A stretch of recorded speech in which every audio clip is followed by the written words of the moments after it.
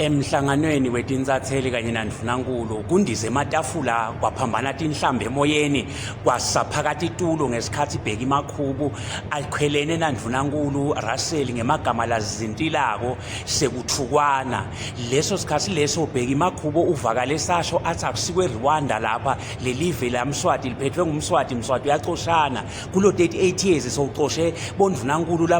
labasikhombisa lababhayizako amtshele emehlweni athi wena Mmiso ungilobhayiza kwendlula bonke uthi thina sitinsatheli sithithe silethele isavana wena usilethela iFanta Orange uyasedzelela ufuna sijayivela umusic wakho wasumbuta nembuto wathi who the hell do you think you are. Ngaleso sikhathi leso uthuthele wabilelana wagqwala kotkana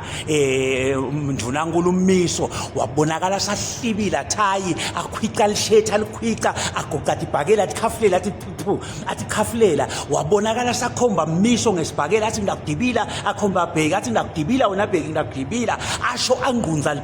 litafula ngencindi akhombisa Bheki ukuthi utamngqunza kanjani ngencindi na Bheki lobeka ngakathi Bheki phasi naye lebese kavutha umlilo naye ubonakala esasigaya sibhakela ngasho ngathi sotamnemba asigaya athi ndakuhlafunisa ematinyo ngencindi aBheki sekundunankulu kulamule bombongeni lababambe butatata dibhakela sekundiza.